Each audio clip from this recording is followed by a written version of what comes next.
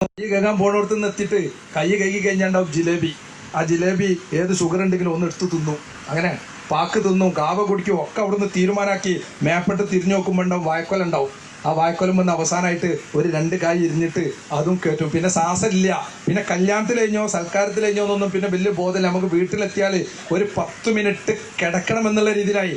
പട്ടിണിയുടെ പരിവട്ടത്തിന്റെ ഒരു കാലഘട്ടത്തിൽ നിന്ന് വല്ലാത്തൊരവസ്ഥയിലേക്ക് നമ്മൾ മാറിയപ്പോൾ ഈ കട്ടിലിൽ ആളുകൾ ഇങ്ങനെ കൂടിക്കൊണ്ടിരിക്കുക. നിങ്ങളെ കുന്നമ്പുറത്ത് നിന്ന് പോലും പ്രിയപ്പെട്ടവരെ എത്ര പേര് അപേക്ഷകരാണ് കൊണ്ടോട്ടിയിൽ മാത്രം വന്ന് കാത്തു കെട്ടി കിടക്കുന്നത്. 17 വയസ്സുള്ള കുഞ്ഞുമോനുണ്ട് ഈ കട്ടിലിൽ. പുളിക്കൽ പഞ്ചായത്തിലെ 22 വയസ്സുള്ള ഒരു ചെറുപ്പക്കാരിയുണ്ട്.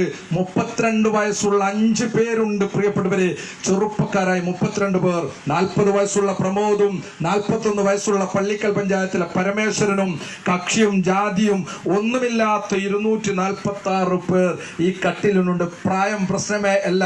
നമ്മളെ മക്കളോട് നിങ്ങൾ പറയണം, ഈ രീതിയിലെ ഭക്ഷണ രീതികളുമായി നമ്മൾ മുന്നോട്ട് പോയാൽ നമ്മൾ ഇവിടെ എത്തും. കുത്തുപാളയെടുക്കും. നമ്മളെ കുടുംബത്തിൽ ഒരു രോഗി എങ്ങാനും പെട്ടുപോയാൽ ആ കുടുംബമാകെ കുത്തുപാളയെടുക്കും. കാരണം മരണം വരെ ഡയാലിസ് ചെയ്തുകൊണ്ടേ ഇരിക്കണം. ഇതിപ്പോഴെ ചെയ്യണത് സൗജന്യമായതുകൊണ്ട് നമ്മൾ രക്ഷപ്പെട്ടു പോകുന്ന ആ രോഗികൾ.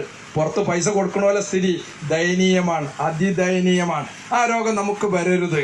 ആ കട്ടിലിൽ നമ്മളാരും ഉണ്ടാവരുത്. ഇപ്പം നിങ്ങൾ പോയിട്ട് പറയാൻ ഇന്നിപ്പോൾ ഭക്ഷണത്തെക്കുറിച്ചൊക്കെ ലിമിറ്റ് ചെയ്യാൻ പറഞ്ഞിട്ട് ഇങ്ങനെ കുറച്ച് ക്ലാസ്സൊക്കെ കേട്ട് നിങ്ങളെ മക്കളോട് നിങ്ങൾ പോയിട്ട് പറയാണ് എന്ന് ശ്രദ്ധിക്കണം കേട്ടോ എന്ന് പറഞ്ഞാൽ ഒറ്റ മറുപടി അവൻ പറയും, ഒറ്റടിക്ക് തിന്നിട്ട് മരിക്കുകയാണെങ്കിൽ ആണ് മരിച്ചോട്ടാറ്.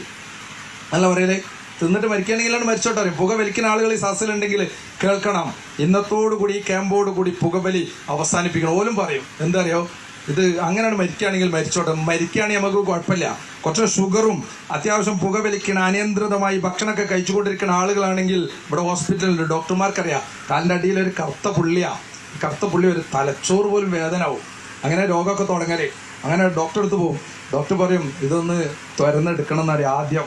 അങ്ങനെ മെല്ലെ ഒന്ന് തുരന്നെടുക്കും. ഷുഗറുള്ള ആളായതുകൊണ്ട് എല്ലിലേക്ക് കയറുകയാണ്. അവസാനം കുറച്ച് കഴിയുമ്പോൾ മക്കളാരെങ്കിലും ഉണ്ടെങ്കിൽ കൂട്ടി വരാൻ പറയും.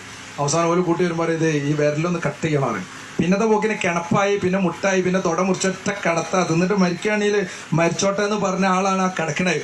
അങ്ങനെ കുറേ കാലം കുടുംബങ്ങൾ, ഭാര്യയും മക്കളൊക്കെ ഡ്രസ്സ് മാറ്റി കൊടുത്ത് മരുന്നെടുത്ത് കൊടുത്ത് കുളിപ്പിച്ച് കിടത്തി കുറേ കാലം പോലും നോക്കും. അവസാനം അടുക്കളയ്ക്ക് വിളിക്കും ഭാര്യനെ, എവിടെ ജീന്ന് നോക്കും. ഭാര്യ പറയും അവിടെ കിടന്നോളി മനുഷ്യ, ഞാൻ വരാം, എനിക്ക് കുറച്ച് പണി ഇവിടെ ഉണ്ട് എന്ന് പറയും. ആളുകൾ വിളി കേട്ട് മടുത്തു തുടങ്ങിയിരിക്കുന്നു. നമ്മളെ ഭാര്യമാർക്കും ഭർത്താക്കന്മാർക്കൊക്കെ. കുറേ കഴിയുമ്പോൾ 4 ചുമരുകൾക്കുള്ളിൽ നിന്ന് കിടക്കുന്ന ആ കട്ടിലിൻ്റെ തലയണയിൽ നിന്ന് തലപൊക്കി ജനൽപ്പാളികൾക്കുള്ളിലൂടെ പുറത്തേക്ക് ഇങ്ങനെ നോക്കും. കുറേ കഴിയുമ്പോൾ പാലിയേറ്റീവിൻ്റെ വണ്ടി വരുന്നുണ്ടോന്ന്. ആ ദൂരത്തുനിന്ന് പാലിയേറ്റീവിൻ്റെ വണ്ടി കാണുമ്പോൾ മനസ്സിന് വല്ലാത്ത സമാധാന. ഓല് വന്നിട്ട് വേണം താടി ഒന്ന് ഷേവ് ചെയ്ത് തരാൻ.